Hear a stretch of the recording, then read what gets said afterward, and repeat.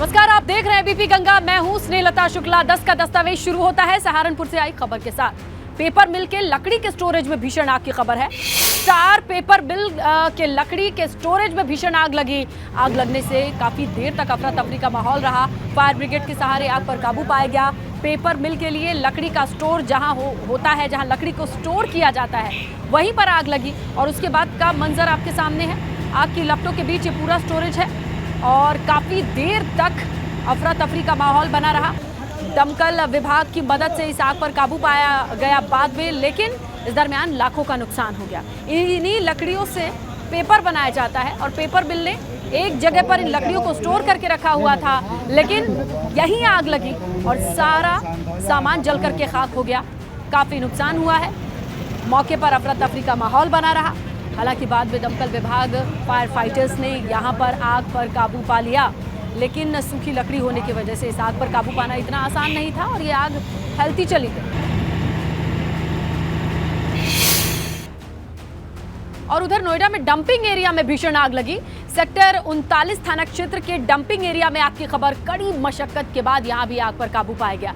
आग लगने से काफी देर तक अफरा तफरी का माहौल बन गया। ये देखिए, सेक्टर 39 में ये डंपिंग जोन है और इसी डंपिंग एरिया में आग लगी।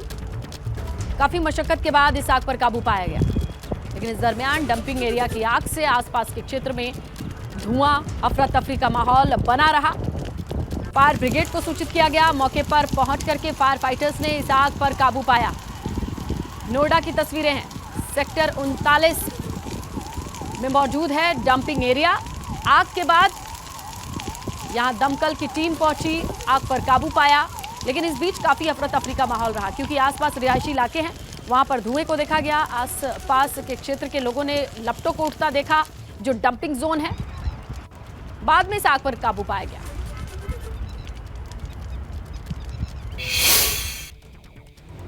आग की खबर महोबा से भी है। खड़ी LNT मशीन में भीषण आग लग गई। आग से मशीन जलकर खाक हुई। अटल भूजल योजना के तहत तालाब की खुदाई में यह बड़ी मशीन थी।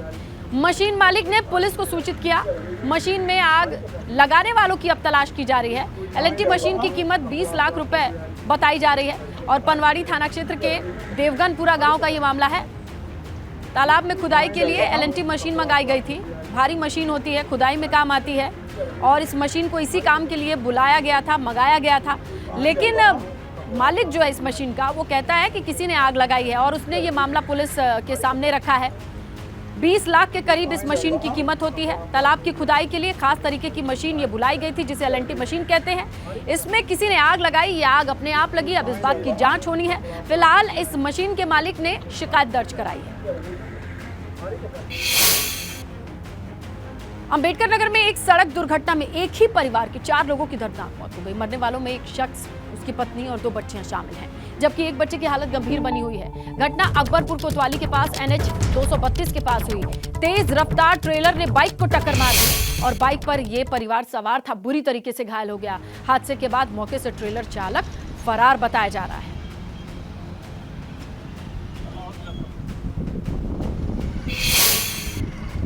श्रावस्ती में भाजपा नेता की गाड़ी ने बाइक सवार को रौंद दिया। हादसे में बाइक सवार युवक की हालत नाजुक बनी हुई है।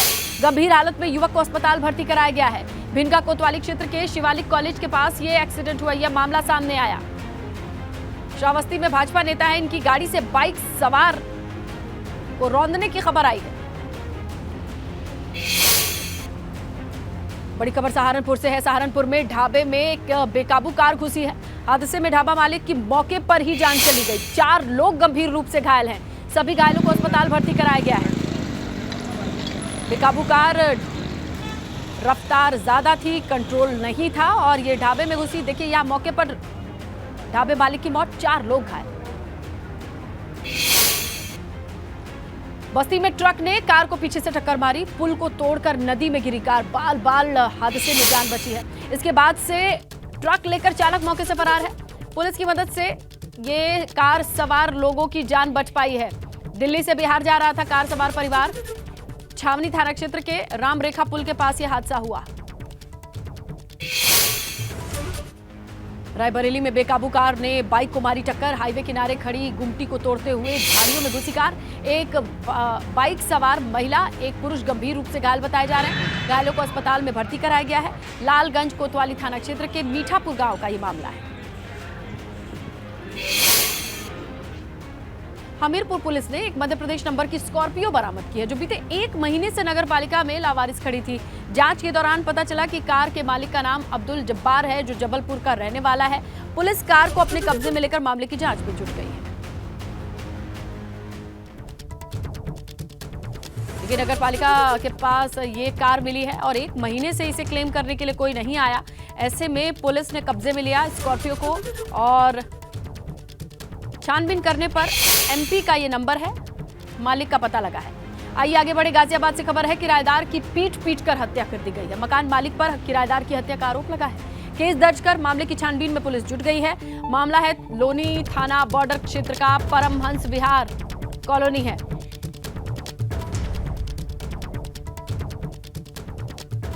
तो मकान मालिक पर किराएदार की हत्या का आरोप।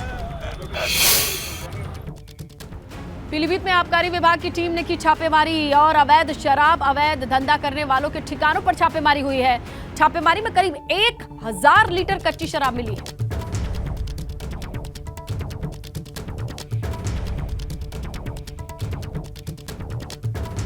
पुलिस ने अलग अलग थाना क्षेत्र से 37 लोगों को दबोचा है।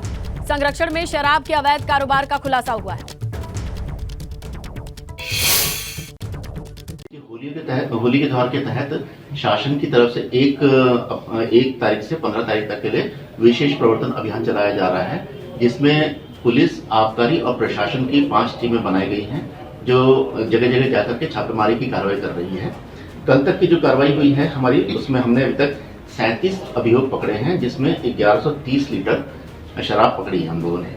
और होली त्योहार के तहत प्रशासन की तरफ से 7 तारीख की शाम 5 बजे से लेकर के 8 तारीख की शाम 5 बजे तक शराब की दुकानें पूरी तरह से बंद रहेंगी।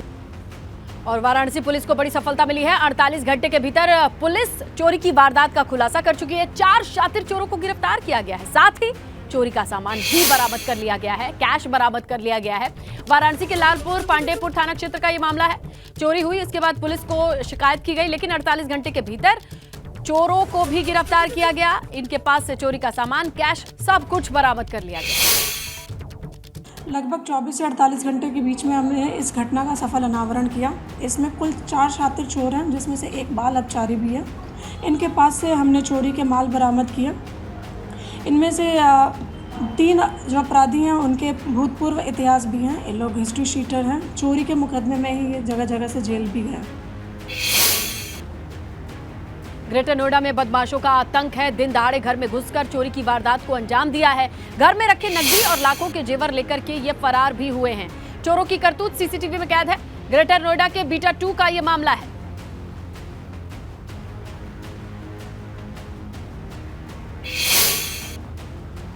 मुजफ्फरनगर में केंद्रीय राज्य मंत्री संजीव बालियान का एक वीडियो वायरल हो रहा है, जिसमें वो पुलिस वालों पर भड़क गए और मंच से ही पुलिस प्रशासन को चेतावनी देते हुए कहा कि यूपी में योगी की सरकार है, बुद्धि ठीक कर लो। हमारी पंचायत में राजनीतिक दलों की पंचायत नहीं होगी, पंचायतें समाज की होती है। संजीव बालियान ने कहा, अधिकारियों को भी समझाना चाहता हूँ कि 50 आदमी इकट्ठे होते ही भाग आते हैं, यहाँ छोड़ दे। अधिकारी भी तो समझा दूं हिंदी में, ये भाग का 50 आदमी इकट्ठे हो जा, भाग का आना छोड़ दो। सरकार है योगी की और हमारी, तुम भी बुद्धि ठीक कर लो अपनी। यहां से लेकर मुझे तक वाले सारे अभी दिमाग खराब हो रहा है बिल्कुल ही। किसी के बीच में ना बैठी हो जाएगा आज के बाद।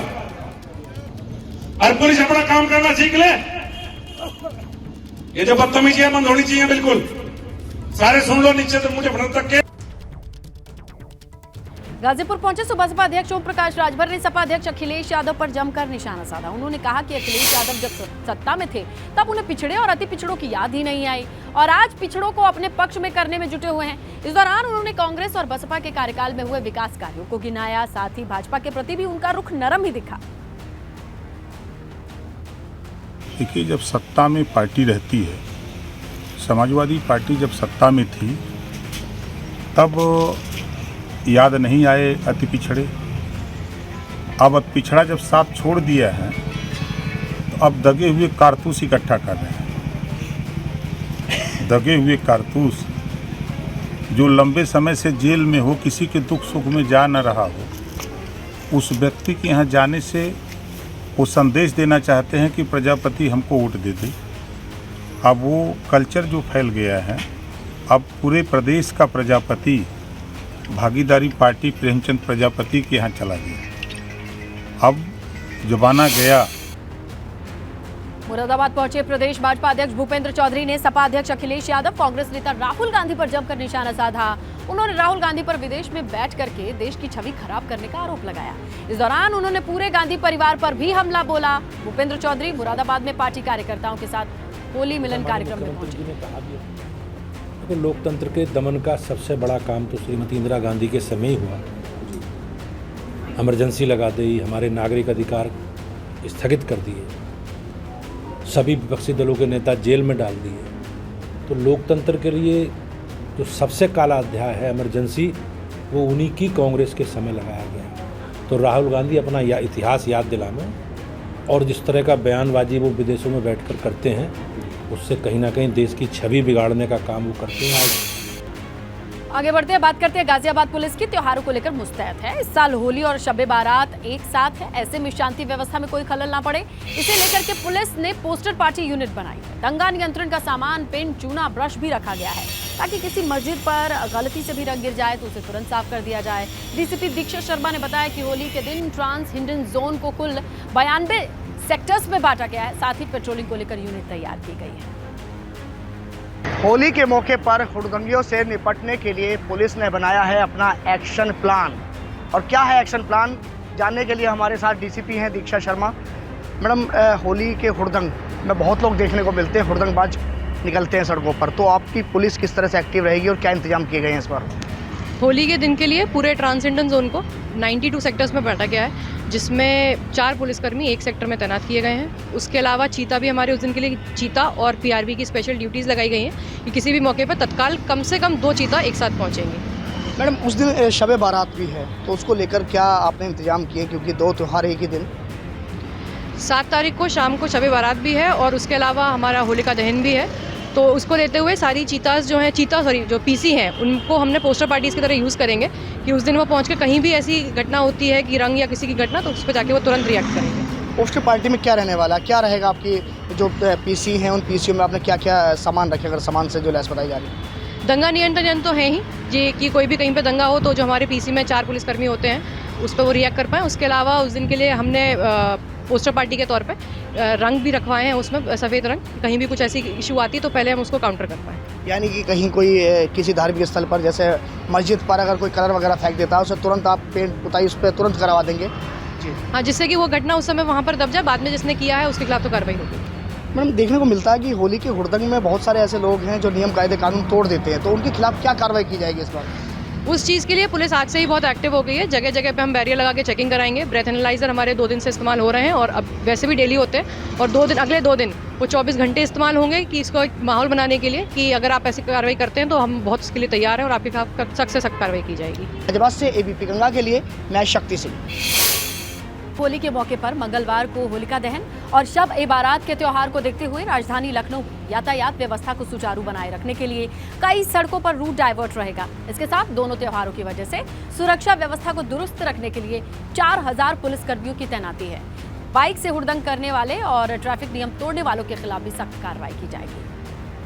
कोई लोग मोटरसाइकिल चलाते हैं, नियमों का पालन नहीं करते, तो बिल्कुल न सिर्फ उनके वाहन को हम सीज करेंगे, उनकी अब 151 में या अन्य उचित धाराओं में गिरफ्तारी सुनिश्चित करेंगे। साथ ही हम आरटीओ ऑफिस को पत्र लिखकर उन्हें ये अनुरोध करेंगे, सुनिश्चित करेंगे कि उनका लाइसेंस निरस्त हो।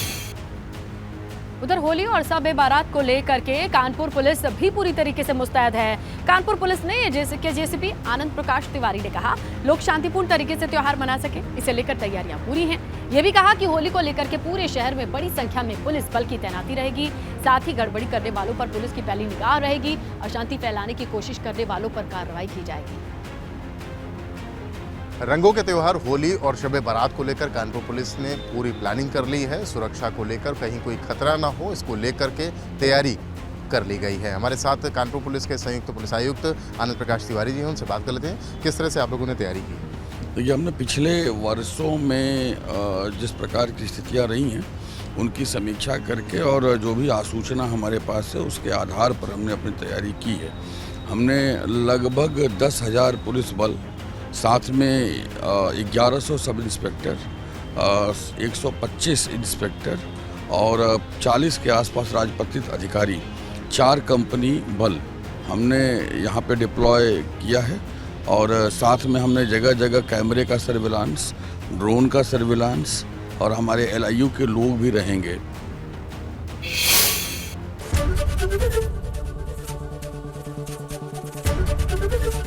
ABP गंगा, खबर आपकी, जुबान आपकी।